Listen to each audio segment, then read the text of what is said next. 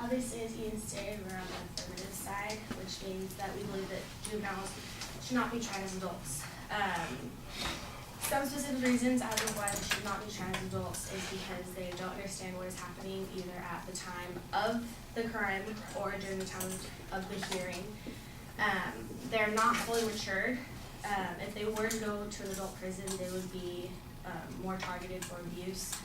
And lastly, we have juvenile courts because that's exactly what they are. They're juveniles.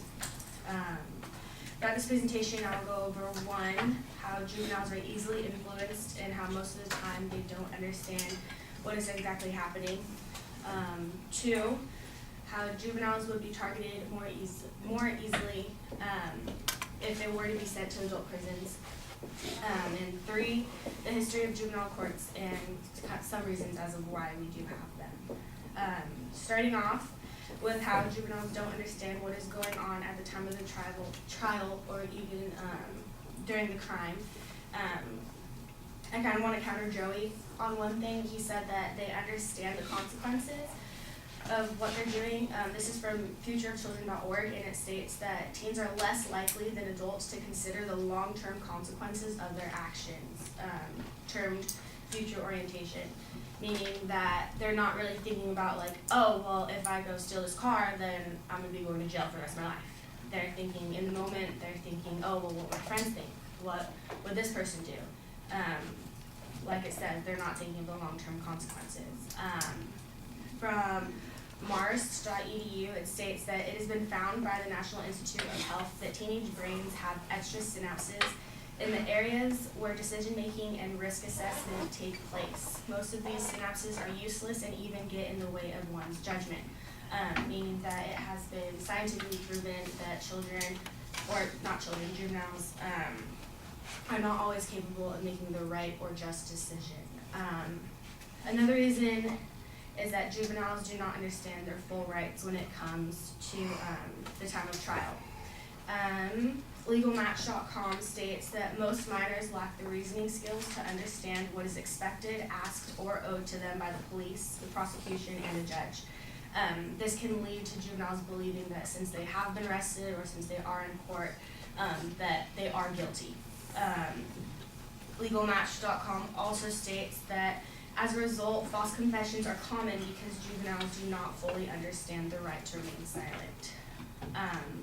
My second point is that if juveniles were to be sent to adult prisons, they would be an easier target. I want to counter Joey also when he says that juveniles are safe to go into adult prisons. One example is from Votches.com, in which Cedric Burden was sent into the adult system at age 17. At age 18, he violated his probation and was sent to an adult prison. In 1999, he was beaten with a sock that had a lock stuffed inside of it, causing him to lose his eye. And later that year, at age 19, he was finally released because of that. Another example of being targeted would be for sexual assault. HRW.org states that young or youthful-looking offenders are at particularly high risk of rape. My question is, why should we be sending juveniles into adult courts, and why should we be putting them at risk of being beaten or abused by inmates and by staff themselves, when we could be sending them into juvenile courts and giving them extra options such as house arrest or counseling or extracurricular activities such as making them do sports or join clubs or even join youth groups. This leads me to my next point, which is why juvenile courts were established and why we have them. Juveniles shouldn't be tried in adult courts because obviously if they aren't even labeled as adults yet, then they aren't. Some history of the juvenile courts is as follows. LegalDictionary.com states that before the 19th century, children were generally considered young adults, and they were expected to act accordingly. Children over the age of 7 years old who were accused of crimes were prosecuted in adult courts. If convicted, they could be confined in adult prisons. After being released, most of these juveniles emerged with more criminal knowledge and increased resolve to commit crimes. In 1899, the United States opened the first juvenile court in Illinois. Two reasons as to why this court was actually opened was because, one, juveniles lacked the maturity to take responsibility for their actions the way that adults could, and two, because their character isn't fully developed. They could be rehabilitated more successfully than adult criminals. That was taken from legaldictionary.com.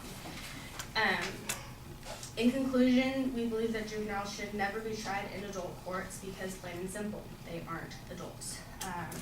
As I have previously stated throughout my presentation, it has been scientifically proven that juveniles, in fact, are not always capable of making the proper and right decision. If they were to be sent to adult prisons, they would be the easier target for abuse. And finally, juvenile courts were made in order to protect juveniles from being tried as adults in the first place.